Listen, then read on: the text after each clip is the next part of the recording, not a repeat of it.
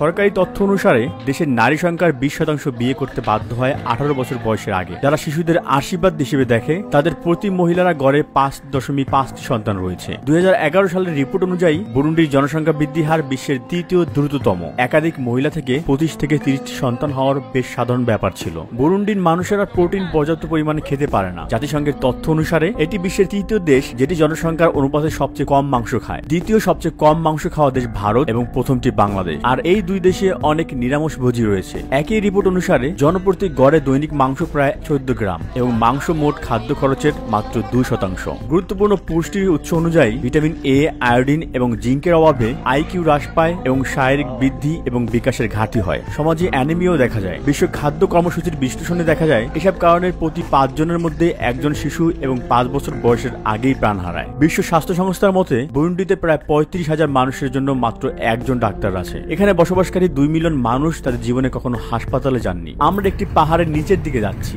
বুজুম্বুরায় ফিরছি। আমাদের ড্রাইভার সবসময় হ্যান্ড ব্রেকে এক হাত রাখে কারণ তার গাড়ির ব্রেকে আস্থা নেই। খুবই বিপজ্জনক।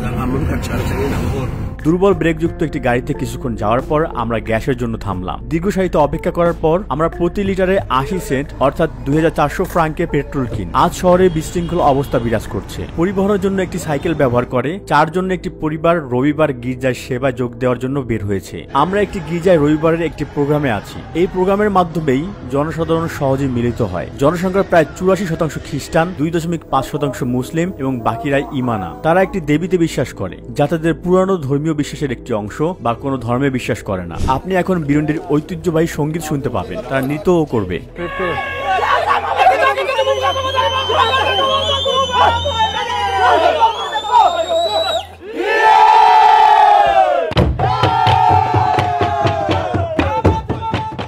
তাদের নিজস্ব ভাষায় কিরুন্দি এই গানটি একসময় শত্রুকে মোকাবেলা করার জন্য তলব করতে ব্যবহৃত হতো।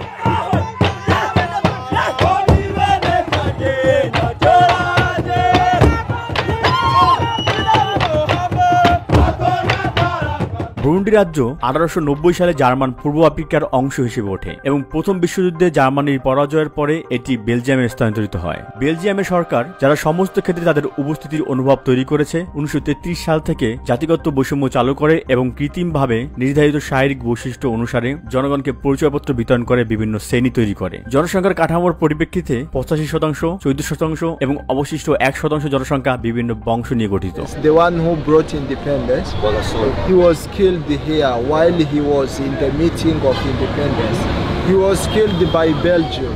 এখানকার মানুষ কি বেলজিয়ামকে ঘৃণা করে? No, we don't hate them because first of all they educated us.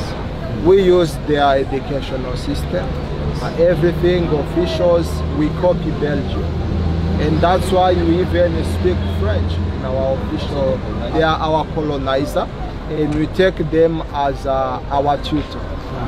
যদিও বেলজিয়ামের শোষণে 1962 এর 1 জুন পর্যন্ত চলছে, তা বুরুন্ডির স্বাধীনতা ঘোষণার পর শেষ হয়ে যায়। জনগণের জন্য তাদের উপজাতীয় উৎস দেখানো একটি পরিচয়পত্র বহন করা বাধ্যতামূলক এবং 2005 পর্যন্ত অব্যাহত এই সংঘাতের ফলে এদেশে প্রায় 30 লক্ষ মানুষ প্রাণ হারায়। বেলজিয়ানরা তাদের কাছে খ্রিস্ট ধর্ম নিয়ে এসেছে বলে এখানকার মানুষেরা নিজেদেরকে ভাগ্যবান মনে করে। একটি বিখ্যাত আফ্রিকান প্রবাদ রয়েছে, যখন মিশনারিরা আফ্রিকা এসেছিল তখন তাদের কাছে বাইবেল ছিল এবং আমাদের কাছে জমি ছিল। তারা বললেন, আসুন আমরা প্রার্থনা করি। আমরা চোখ বন্ধ করলাম। আমরা যখন চোখ খুলি তখন আমাদের কাছে বাইবেল ছিল এবং তাদের জমি ছিল। অতীতে ঘটে যাওয়া দুর্ভাগ্যজনক ঘটনার কারণে বা এইডস এর কারণে এখানে অনেক শিশু পিতামাতাকে হারিয়েছে। পাশাপাশি অর্থনৈতিক অস্থিতিশীলতার কারণে অনেক শিশু তাদের পরিবার দ্বারা অবহেলিত হয়েছে। SOS চিলড্রেন্স ভিলেজ সংস্থার মতে দেশে আজ এতিম জনসংখ্যা 6,10,000, যা দেশের মোট জনসংখ্যার 5%। এই সমস্ত এতিমদের সাধারণত কাজের জন্য ঠেলে দেওয়া হয়। তাদের মধ্যে অনেক শিশুকে অনুপযুক্ত কাজে বাধ্য করা হয় এবং কাউকে জিনিসপত্রের মতো বিক্রি করা হয়। ইউএস ডিপার্টমেন্ট অফ স্টেটের অফিসিয়াল রিসার্চ অনুসারে কিছু বুরুন্ডিয়ানরা বাচ্চাদের উগান্ডার দরিদ্র অঞ্চল কারামোজা নিয়ে যায় এবং জোরপূর্বক কৃষি শ্রম এবং অনুপযুক্ত কাজে বাধ্য করা হয়। 2020 সালে সরকার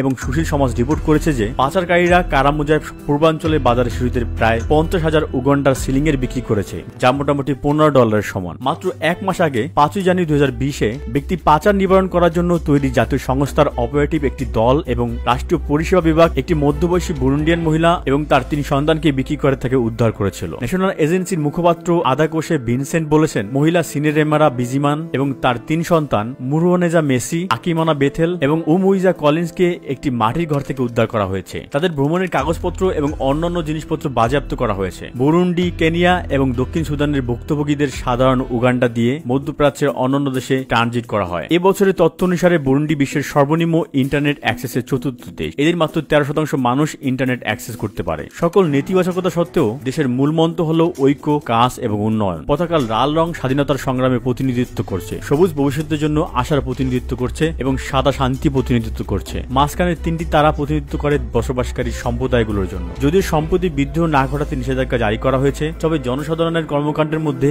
একটি হলো সম্মিলিত জগিং করা অনুমতি সাপেক্ষে। সবচেয়ে জনপ্রিয় খেলা ফুটবল। এখানকার কিছু তরুণের সবচেয়ে বড় স্বপ্ন বিদেশিদের কোনো ফুটবল ক্লাবে বদলি হওয়া। অন্যদিকে যারা অ্যাথলেট বিষয়ে ইউরোপ প্রতিযোগিতা করতে যায় তারা গিয়ে দেশে ফিরে আসেননি, তাদের তালিকা বেশ দীর্ঘ। 2011 সালের অনুরূপ একটি ঘটনা ঘটেছিল যখন একটি সেনেগালিজ ক্লাবের সকল খেলোয়াড় প্যারিসের মাঠে নামেনি, যেখানে তারা একটি খেলার জন্য গিয়েছিল এবং অবৈধভাবে ফ্রান্সের চারপাশে ছড়িয়ে পড়েছিল।